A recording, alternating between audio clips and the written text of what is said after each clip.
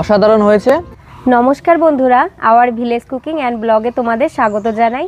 আজ আমরা চলে এসেছি একটা সম্পূর্ণ গ্রামের একটা রেসিপি নিয়ে। আজ তোমাদের রান্না করে দেখাবো মেটে আলু, এর আর এক নাম চুপড়ি আলু। এই বাটা মাছ দিয়ে চুপড়ি আলুর তরকারি। তো তোমরা পুরো ভিডিওটা প্রথম থেকে শেষ পর্যন্ত দেখতে থাকো। আজকে আমরা যে রেসিপিটা নিয়ে এসেছি, আজকে করব মেটে আলু। তো মেটে আলুর মধ্যে অনেক রকমের আলু হয়, গোল আলু হয়, বাঁশ আলু হয়, পট আলু হয়। আজকে আমরা দেখাবো তোমাদের রান্না করে চুপড়ি আলু। আর চুপড়ি আলু কীভাবে রান্না করতে হয় তোমরা পুরো ভিডিওটা দেখতে থাকো। এই রান্নাটা করার জন্য দেখো নিয়ে নিয়েছি 3টে চুপড়ি আলু। এই আলুগুলো এই সাইজেরই হয় আর মাটির নিচে হয়, মাটি থেকে খুঁড়ে এই আলুগুলো বের করতে হয়। আর এদিকে নিয়ে নিয়েছি টাটকা বাটা মাছ। আর এই টাটকা বাটা মাছ দিয়ে এই চুপড়ি আলু রান্না করলে অসাধারণ স্বাদ হয়। তো আমি রান্নাটা করছি, তোমরা দেখতে থাকো। আমি প্রথমে এই আলুগুলো কেটে নেব, মা ততক্ষণে মাছটা ভেজে নেবে। তো দেখো, এই আলুর খোসা কাটা লাগবে না, আঁচড়ালেই খোসাটা পুরোপুরি উঠে যাবে। দেখো কি দারুণ করে আলুর খোসাগুলো আঁচড়ালেই উঠে যাচ্ছে।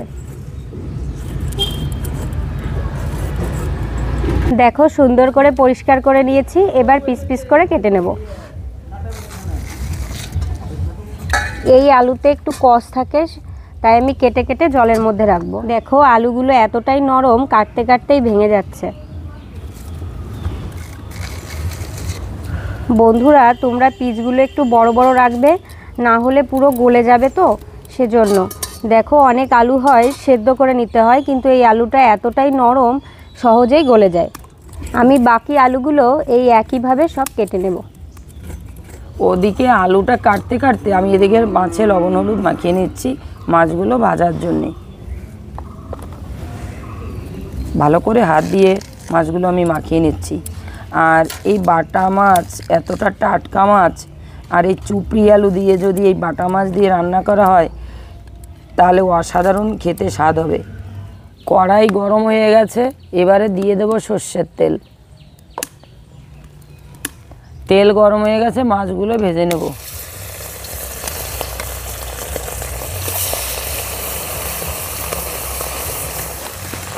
আর এই চুপড়ি আলু তো অনেক মাছ দিয়ে খাওয়া যায়, কিন্তু এই বাটা রান্না করলে খেতে অনেকটা ভালো লাগে, তাই আমি বাটা মাছ দিয়ে রান্না করছি। আর মাছগুলো অনেকটা টাটকা মাছ, জ্যান্ত মাছ আমি কেটে রেখেছি।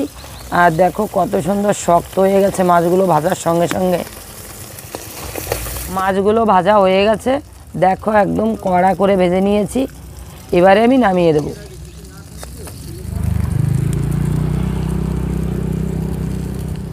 মাছ ভাজার তেলের মধ্যে আর একটু তেল দিয়ে আমি এই আলুগুলোকে ভালো করে ভেজে নেব।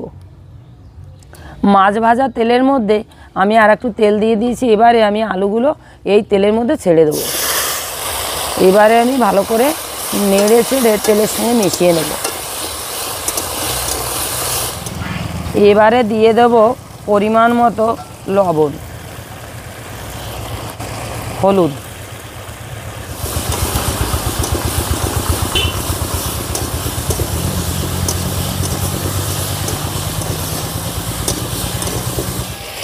ভালো করে হলুদ আর লবণের সঙ্গে আমি আলুগুলো মিশিয়ে নিলাম।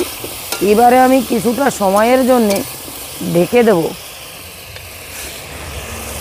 ঢেকে দিচ্ছি।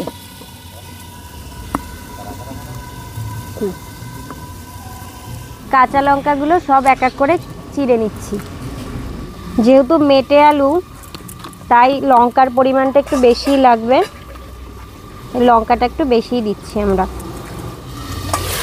ঢাকনাটা তুলে দেখি আলুটা কতটা সিদ্ধ হয়েছে। আর কিছুটা সময় ঢেকে দেব। এবারে কিছুটা সময় আমি ঢাকনাটা তুলে নেড়ে চেড়ে দেবো।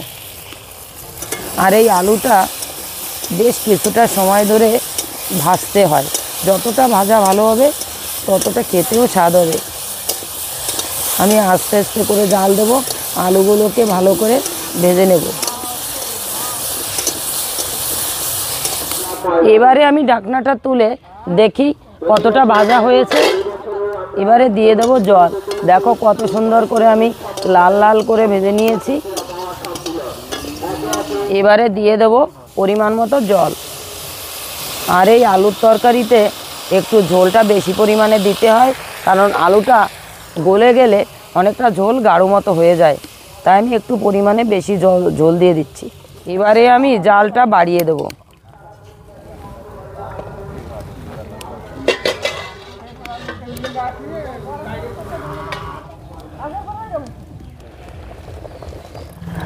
আলু অনেকটা গলে গেছে, এই দেখো কত সুন্দর একদম গলে গেছে। এবারে আমি মাছগুলো দিয়ে দেব, একদম মোমের মতো গলে গেছে আলুগুলো, দেখো। এবারে আমি এই সময়টায় মাছগুলো দিয়ে দেব। কাঁচা লঙ্কাগুলো আমি চিড়ে রেখেছি, এই লঙ্কাগুলো আমি দিয়ে দেবো। আলুর তরকারি তাই একটু পরিমাণে ঝালটা একটু বেশিই দিলাম, তোমরা তোমাদের স্বাদ অনুযায়ী ঝাল দিয়ে দেবে। আর এই আলুর তরকারিতে তোমরা অনেক সময় জিরে বাটা আদা বাটা দিতে পারো, যারা মশলা একটু বেশি খাও তাদের জন্য বলছি তোমরা আদা বাটা জিরে বাটা ব্যবহার করতে পারো। যেহেতু আমি এই রান্নাটা গ্রাম্য পদ্ধতিতে রান্নাটা করছি, আমরা সবসময়ই তেল ঝাল মশলা খুবই পরিমাণে কম খাই, তাই আমরা আমাদের স্বাদ অনুযায়ী আমরা লঙ্কা লবণ হলুদ ব্যবহার করছি। আমি সামান্য উপকরণ দিয়েই তরকারিটা রান্না করছি। তোমরা এভাবে একবার রান্না করে খেয়ে দেখো, তাহলে বুঝতে পারবে এই চুপড়ি আলুর কতটা স্বাদ। রান্নাটা অনেকটা হয়ে গেছে, এবার আমি ফোড়ন দিয়ে দেব। ফোড়নের জন্য আমি নামিয়ে দিচ্ছি, ফোড়নের জন্য সর্ষের তেল দিয়ে দিচ্ছি। কিছুটা গোটা জিরে এই তেলের মধ্যে দিয়ে এটাকে তুলে রেখে আমি হাতা দিয়ে এই মশলা হিসেবে এটাকে বেটে দেবো। হালকা একটু জিরেগুলো আমি ভেজে নিলাম, এবারে আমি জিরেগুলো তুলে নেব। দিয়ে দেবো আর দুটো তেজপাতা। এবার তরকারিটা দিয়ে দিচ্ছি।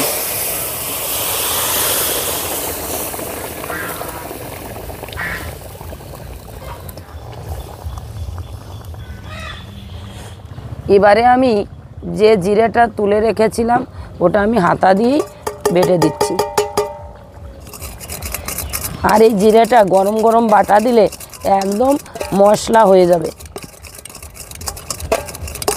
আমি যে জিরেটা তেলের পরে দিয়ে তুলে রেখেছিলাম এটাই আমি মশলা হিসেবে ব্যবহার করছি। দেখো এই ঝোলের মধ্যে দিয়ে গুলিয়ে দিলাম, স্বাদটাকে অনেকটা বাড়িয়ে দেবে। আর আমি এই চুপড়ি আলু কীভাবে রান্না করলাম আজকে আমাদের ক্যামেরাম্যান শিবম খেয়ে বলবে যে কতটা স্বাদ হয়েছে।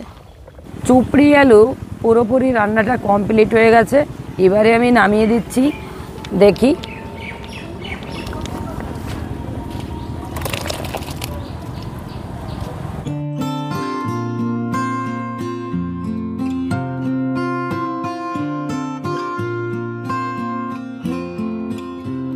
খুব ভালো লাগে আমার এই চুপড়ি আলু।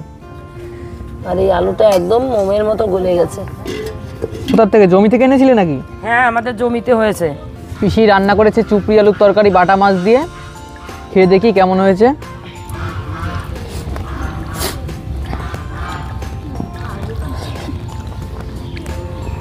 অসাধারণ হয়েছে। আর এই গ্রামের কিন্তু একটা অত্যন্ত জনপ্রিয় খাবার হলো এই চুপড়ি আলুর তরকারি। তো আজকে পিসি সেটাই তৈরি করেছে, সত্যি খুব সুন্দর হয়েছে খেতে। আমরা তো সাধারণত গোল আলু খাই, কিন্তু এই গোল আলু ছাড়াও যে অনেক রকমের আলু আছে সেগুলো ট্রাই করতে হবে। তো প্রত্যেকে বাড়িতে এই রেসিপিটা ট্রাই করো, দেখবে কত সুন্দর লাগে খেতে। যেমন বাটা মাছটা সুন্দর ছিল, তেমনি আলুটাও পুরো মোমের মতো গলে গেছে। দেখো গরম তো হাত দেওয়া যাচ্ছে না, দেখো তার আগেই ভেঙে পড়ে যাচ্ছে। এই দেখো একদম গলে গেছে আলুটা। তো এরকম একটা সুস্বাদু রেসিপি অবশ্যই বাড়িতে তোমরা ট্রাই করো, সত্যি খুব সুন্দর লাগবে। আর এই সম্পূর্ণ ভিডিওটা তো দেখলে, আশা করি ভালো লেগেছে। ভালো লাগলে তাড়াতাড়ি ভিডিওতে একটা লাইক করে দাও এবং বন্ধুদের কাছে এই রেসিপিটা বেশি বেশি করে শেয়ার করো। এবং আমাদের চ্যানেলে নতুন হয়ে থাকলে অবশ্যই আমাদের চ্যানেলটিকে সাবস্ক্রাইব করে আমাদের পাশে থাকবে। তো দেখা হবে আবার কোনো নতুন ভিডিও নিয়ে।